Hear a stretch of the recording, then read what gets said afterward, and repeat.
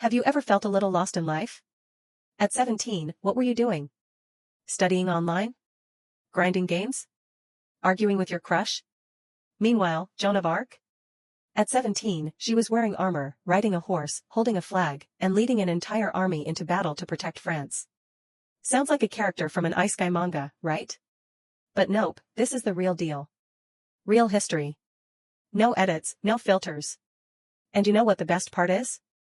Joan didn't go to military school. She had no royal blood. She couldn't even read, but she made the whole world remember her name, powered by faith, fierce determination, and a vibe that basically said, God told me to, so I'm doing it. Her life had every kind of plot twist imaginable, from a shepherd girl to a legendary warrior. From the girl chosen by God to the one who escorted the king to his coronation. And then, betrayed and burned at the stake at just 19 years old, all because people didn't know what to do with a female main character that strong. But wait, the story doesn't end there. Joan made a comeback after death. Yeah, sounds like something out of a Japanese comic, but it's real. Let's dive into the legendary life of Joan of Arc together. 1. Joan's hastened childhood. Joan of Arc, known to the neighbors more casually as Little Jean, daughter of Jacques, was born on an ordinary day in the not-so-famous village of Domremy. The village wasn't known for breathtaking scenery but for having a whole lot of cows.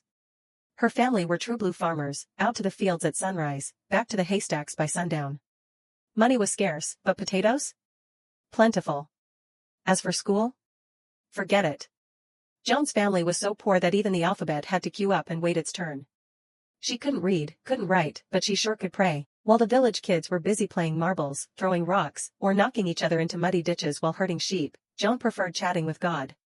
A bit odd, maybe, but she did have a vegetarian soul and lived like a saint from a young age. When it came to being devout, Joan was the gold standard, a true God's favorite child and a role model to the whole village. She never cursed, never cheated at rock paper scissors, and always shared her bread with those less fortunate, though finding someone poorer than her was already a challenge. 2. When Joan tuned into heaven's frequency. At the age of 13, when most kids are still figuring out if they should learn sewing or keep hanging out with cows, Joan started experiencing something unusual. One sunny day, while she was daydreaming in the garden and hadn't even finished weeding, bam, a call came through from heaven. And no, it wasn't a neighbor asking to borrow some salt. It was the voice of Saint Michael himself, one of heaven's top-tier VIPs with front-row seats in the celestial realm. Then came Saint Catherine and Saint Margaret, basically the kind of saints Joan would have followed on social media if it had existed. The message? Not a casual chat, not a heavenly hangout invite. It was a divine bombshell. Joan, sweetie, you need to save France from the English, okay? Joan was like, wait, what? I just memorized the Lord's Prayer last week. But the signal was crystal clear, holy frequency, zero interference, so she believed it completely, even though she was under 5 feet tall, had never held a sword, and had zero horseback battle experience. Joan nodded like she'd been saving countries as a weekend hobby. From that moment on, she carried a massive secret. God had a plan, and she was the chosen one to carry it out. No one believed her, or even dared to believe her, because let's face it, in those days, a 13-year-old girl was expected to think about marriage, not military strategy. 3. Joan, the 17-year-old main character who dominated the battlefield. After years of receiving steady heavenly updates and sinking her soul with divine mission briefings, Joan turned 17 and made a decision no one in her village could have imagined. She set out to meet Crown Prince Charles VII to ask to lead his army. Sounds like a job interview, right? But picture this, a peasant girl, no noble title, no battle experience, barely knows which end of a sword is which, walking into a prince's court with a resume that basically reads, special skills, receives direct orders from God, and yet, somehow, Joan pulled it off. Maybe it was her shining eyes full of faith, or maybe Charles figured, France is falling apart anyway, might as well give her a shot. Whatever it was, Joan walked out with command of a real army, complete with silver armor, a warhorse, and her own battle flag. Epic, right? From a humble shepherd girl to a real-life Marvel origin story, armor on, horse mounted, flag flying high, and charging into battle like a seasoned general. And then came the turning point, the Siege of Orleans, 1429. At the time, the English had the city surrounded like sardines in a hot pot. From the ramparts, all the French could see were swords, spears, and the crushing weight of despair. French morale? In the gutter. Soldiers were starving, commanders were holding endless meetings that solved absolutely nothing. The whole scene was straight out of a doomsday movie, only missing the dramatic soundtrack. Then bam! Joan showed up. No magic tricks. No dragons. No booming entrance music. Just a teenage girl on a white horse, face serious, flag in hand, shouting like she was live-streaming a World Cup final. Let's go, brothers. God is with us. Into battle. Everyone was like, wait, what? Who let this girl yell like a general? But somehow, it worked. The soldiers started to believe.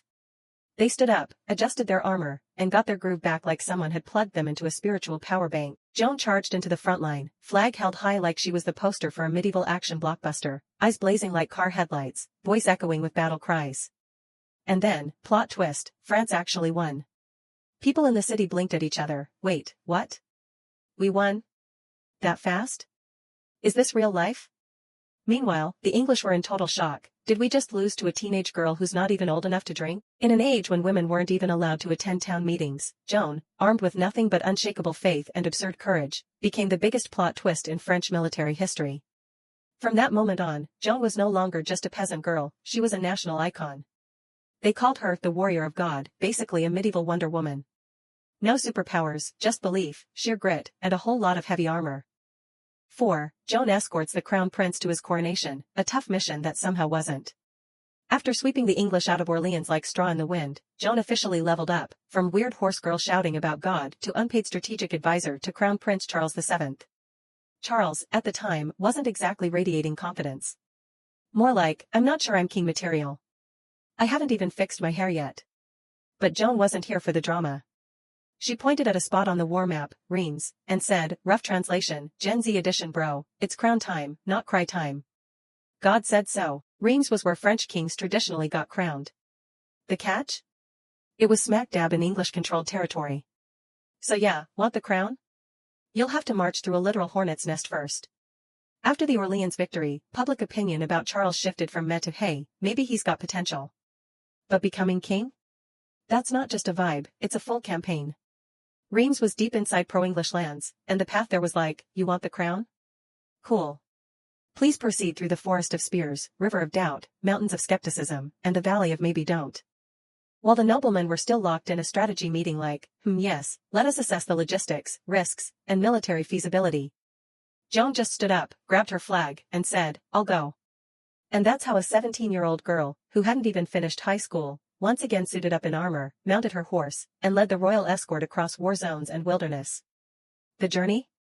Over 500 kilometers long. Not the kind you see in fancy travel shows. This was the kind where every village eyed you like a suspicious potato, the weather hated you, danger lurked around every corner, and even your own teammates still weren't 100% convinced you weren't just a really loud cosplayer. But Joan never flinched. She kept the troops moving like the world's most overly optimistic football coach. Come on, team. The throne's just over there, move before someone else grabs it. And then, the impossible happened. They actually made it to Reims.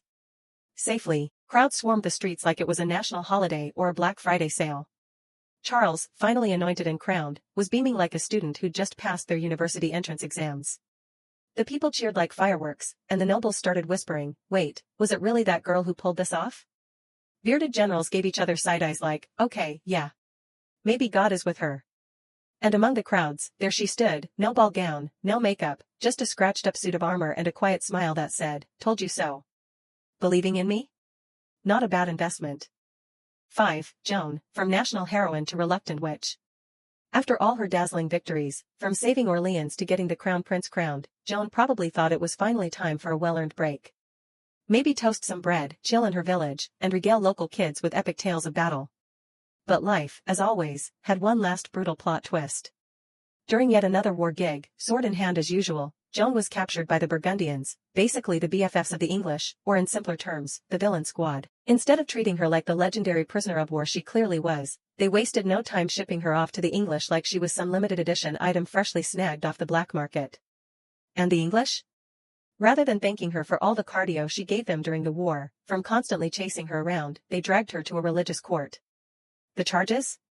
Witchcraft, because she claimed to hear God, basically being accused of hacking heaven's radio waves. Heresy, because she had way too much confidence for a teenage girl. The entire trial felt like a grim parody. Prosecutor, did you hear the voice of God? Joan, yes, but it doesn't play over speakers. Prosecutor, which confirmed. And just like that, after a barrage of biased questions and accusations that smelled more like fear than facts, Joan was sentenced to be burned at the stake. She was only 19. No time to open her dream cafe. No time to write her memoir, Carrying France with Pure Faith. On the day she was led to the stake in Rouen, many in the crowd cried. Some whispered, "Does God see this?" Joan didn't scream. She didn't beg, she simply said, "I am not afraid of fire. I'm afraid of being forgotten." And then the smoke rose into a gray, heavy sky, carrying with it the voice of a girl who once believed, with every inch of her being, if God calls, then even as a girl, I will answer. 6. Joan's epic comeback, after being burned. People thought Joan's story ended tragically, burned alive as a teenage witch, convicted and condemned in a blaze of injustice. But no, history doesn't forget, and Joan didn't allow herself to be forgotten. 25 years after her death, the church finally sat down, maybe over coffee, and awkwardly went, did we rush that whole Joan trial thing a bit? Yeah, possibly a small oversight. Wanna redo it? And just like that, a grand retrial was held. They dug up old files, re-interviewed witnesses, and eventually arrived at a new verdict. Oops, turns out she was completely innocent. Yep. Joan had been burned by mistake. A historic case of, sorry for the inconvenience, we'll do better next time. Except Joan couldn't exactly reply to this message. But goodness doesn't stay buried forever. In 1920, nearly 500 years after her wrongful execution, the Pope officially declared Joan a saint, giving her the title Saint Jeanne d'Arc. From a peasant girl once labeled a witch, she flipped the script and became a sacred symbol of courage, faith, and justice. Her name now lives on in churches, public squares, schools, films, even video games. Honestly, if Joan lived today, she'd probably be a TikTok legend with daily uploads like, how to get a call from God and carry your nation, tips from Jeanne d'Arc. And so, a 17-year-old girl, with no military training, no political power, no social media, etched her name into the history of humanity. Not with magic, but with belief stronger than steel and a spirit that refused to break. The world didn't just remember her. It bows to her.